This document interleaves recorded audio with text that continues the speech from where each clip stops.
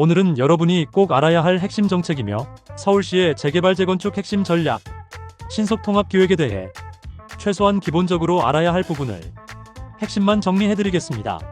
신속통합기획은 어떤 정책이고 재개발이 진짜 빨라지는지, 어떤 혜택이 있고 은평구는 어디가 선정됐는지, 그리고 놓쳐서는 안 될 주의사항까지 지금 시작하겠습니다.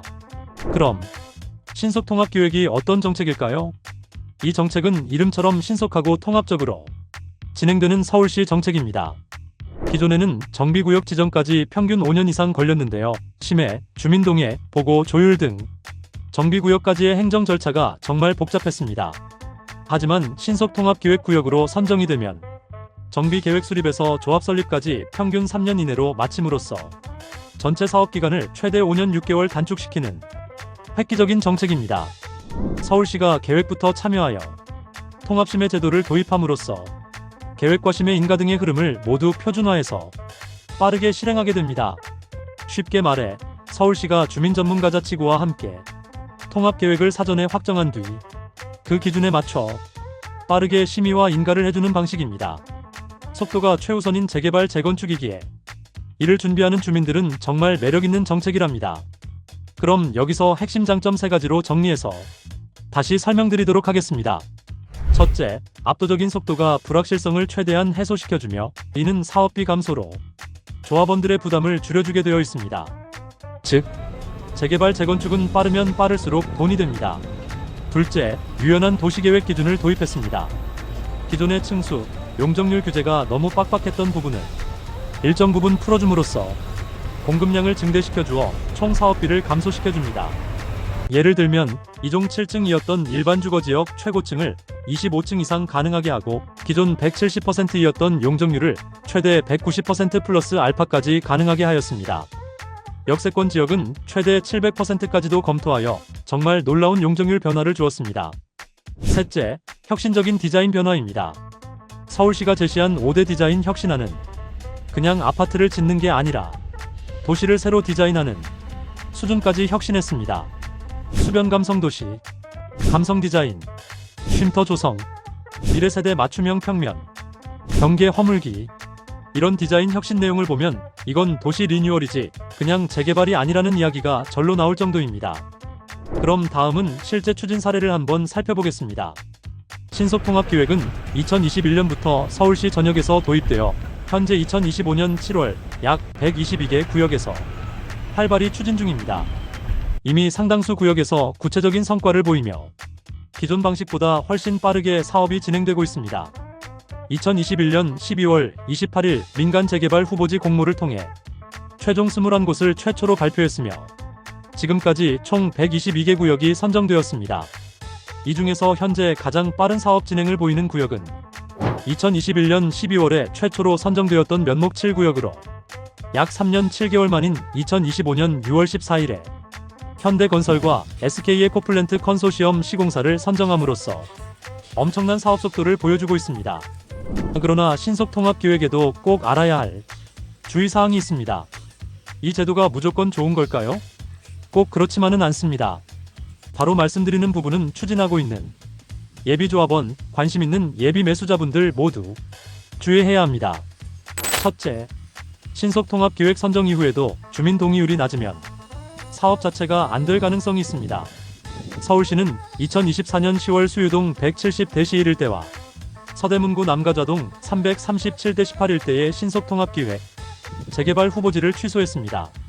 이유는 정비계획 수립 단계에서 토지 등 소유자 25% 이상 또는 토지 면적 2분의 1 이상이 반대하였고 이반 취소 기준이 신설된 이래 처음 적용되었습니다. 둘째, 신속통합기획에 선정되어 진행되어도 많은 부분에서 서울시의 가이드라인을 따라야 하므로 추진 주민들의 자율성이 극도로 제한될 수 있습니다. 신속통합기획은 서울시가 정비계획을 직접 수립하고 주민은 이에 동의하거나 일부 의견을 제시하는 방식으로 참여합니다. 재개발 계획을 서울시가 주도로 수립하고 디자인, 건물 배치는 서울시의 엄격한 가이드라인에 따라 제한되며 층수, 용적률도 서울시 공공기여에 따라 인센티브를 제공합니다. 이 공공기여는 필수 조건으로 강제됩니다. 즉 서울시가 기획하고 주민은 따라야 하는 구조가 되는 겁니다. 또한 신속통합기획에서 주어지는 혜택, 즉 용적률 완화, 층수 상향, 혁신 디자인 등의 혜택들은 아무 조건 없이 주어지는 게 아닙니다. 서울시는 공공성과 경관 기준을 충족해야만 이런 혜택을 허용합니다. 공공기여 항목은 생활 SOC, 공공보행통로, 공원, 쉼터, 토지나 건물 일부를 서울시에 무상 제공하는 등 공공기여 항목을 충족해야 용적률을 높여준다는 이야기입니다. 셋째, 권리 산정 기준일에 관한 부분입니다. 재개발구역 매수 시 가장 중요한 기준 중 하나가 바로 권리 산정 기준일입니다. 권리 산정 기준일은 조합원 자격을 판단하는 기준일입니다. 신속통합기획에서는 이 날짜가 정비구역 지정 고시일보다 앞선 공모일 등으로 설정되기 때문에 해당 일자 이후 부동산을 매입한 경우에는 원칙적으로 조합원이 될 수 없습니다. 이 제도는 투기성 거래뿐만 아니라 지분 쪼개기 명의 신탁 등 불법적 사전 거래를 사전에 차단하기 위한 장치입니다.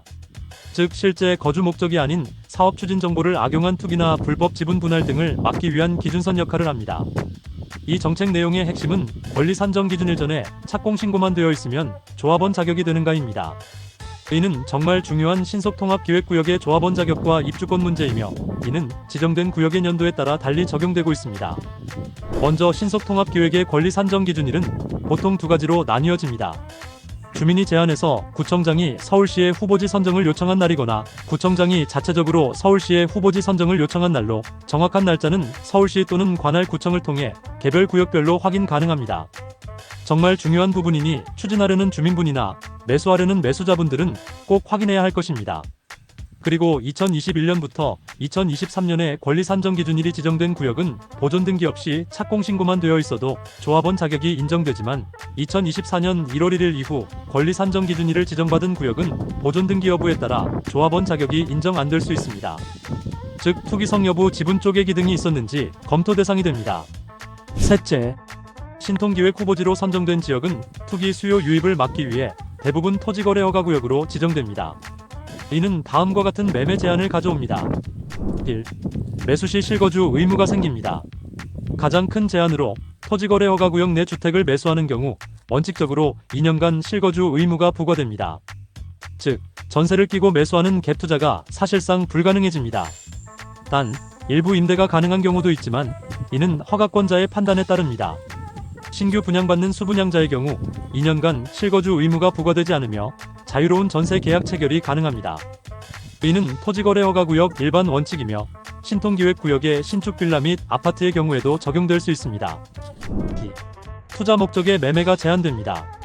실거주나 실경영 목적이 아닌 단순히 시세 차익을 노린 투자 목적으로는 매수가 허용되지 않습니다. 3. 권리 산정 기준일 이후 신축 빌라 지분 쪼개기 매매 제한됩니다. 신통기획 재개발 사업지의 경우 서울시가 정한 권리 산정 기준일 이후에 신축된 빌라나 지분을 쪼갠 원룸 등을 매수하면 현금 청산 대상이 될 수 있습니다. 이는 투기 방지를 위한 조치입니다. 4. 조합원 지위의 양도가 제한됩니다. 재건축 구역의 경우 10년 보유, 5년 실거주 등 까다로운 조건이 충족되어야 조합원 지위 양도가 가능합니다. 신통기획으로 지정된 재건축 구역에도 동일하게 적용될 수 있습니다. 5. 허가 없이 거래 시 계약의 무효와 같이 처벌이 진행됩니다. 토지거래 허가구역 내에서 허가 없이 토지와 주택을 거래할 경우 계약은 무효가 되며 2년 이하의 징역 또는 토지 가격의 30%에 상당하는 금액 이하의 벌금이 부과될 수 있습니다. 신속하게 진행된다는 장점만 보고 뛰어들면 의외의 리스크가 있을 수 있으니 재개발 전문가의 도움을 꼭 받으시길 바랍니다. 다음은 2025년 은평구 신속통합기획구역 선정에 대해 알아봅시다. 드디어 많은 분들이 기다리던 은평구 이야기입니다. 2025년 7월 기준으로 파악해보겠습니다. 현재 기준으로 은평구에서도 신속통합기획이 추진되고 있거나 준비 중인 구역들이 있습니다. 확정 및 추진 중인 구역에 대해 구역명, 위치, 진행 현황에 대해 알아보겠습니다. 구역명과 위치, 그리고 진행 현황은 다음과 같습니다. 신사동 편백마을은 신사동 200번지 일대이고 신속통합기획 정비구역 지정이 2023년 말 완료되었습니다. 신사동 산세마을은 신사동 237번지 일대이며 신속통합기획 정비구역으로 2024년 초 지정 완료되었습니다. 가련이 구역은 가련동 12대시 248번지 일대이며 2024년 5월 신속통합기획이 확정되었습니다. 인근에 은평구 내 최대 규모 4,300세대의 가련 1구역 북한산 롯데캐슬 시그니처 아파트와 붙어 있습니다. 차후 가련 1구역과 같이 시너지를 낼 수 있을 것으로 예상됩니다.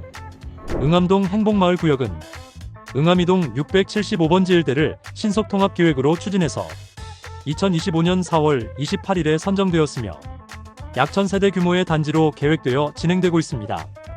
응암동 675번지 일대 신속통합기획구역은 2번의 신청 탈락 후 선정되어 2022년 1월 권리산정일이 지정되어 있고 이에 매수 시 조심해야 할 구역입니다. 자세한 사항은 다음번 영상에서 말씀드리도록 하겠습니다. 다음은 은평구에서 신속통합기획 준비 중이거나 재도전 구역입니다. 가칭 가련 3구역은 가련동 510-1번지 일대이며 현재 주민 동의서 진구 중이고 2025년 7월 말 약 한 달 만에 25%의 토지 및 소유자의 동의서를 진구하여 상당히 빠른 속도를 보이고 있습니다. 가칭 가련 3구역에 대해서는 은부거 공인중개사에서 앞으로 지속적으로 자세한 소식을 알려드리도록 하겠습니다. 불광이동 445 및 480번지 일대 신속통합기획 추진지는 과거에 동의율 62% 달성한 이력이 있지만 불광이동 359-1번 일대의 연번 2호와 겹쳐서 연번 2호 신속통합기획이 선정 확정된 후에 겹친 구역을 제외하고 신속통합기획을 재도전 중입니다. 구역이 워낙에 커서 고민 중인 것으로 알려져 있는데 차후 자세한 진행사항은 은부거 부동산에서 분석을 통해 카페를 통해서 전해드리도록 하겠습니다. 이외 응암동, 역촌동 등 은평구에서 신속통합기획을 추진 중인 지역이 상당히 많으며 이는 모두 저희 카페를 통해서 자세하게 분석해서 신속하고 정확하게 수시로 업로드하도록 하겠습니다. 특히 가련 2구역과 가칭 가련 3구역 그리고 행복마을 응암동 지역은 주거환경 개선 기대가 높고 가련 3구역은 주민 동의율 증가로 조만간 후보지 선정 가능성도 큽니다. 오늘은 서울시의 재개발 핵심 정책, 신속통합기획에 대해 다각도로 살펴봤습니다. 속도가 왜 빠른지, 어떤 혜택이 있고, 무엇을 조심해야 하는지, 은평구에 실제 적용된 구역은 어디인지, 여러분 생각은 어떠신가요? 은평구에서 신속통합기획이 가장 필요한 지역은 어디라고 생각하세요? 댓글로 의견 남겨주시면 다음 영상에 반영하겠습니다. 감사합니다.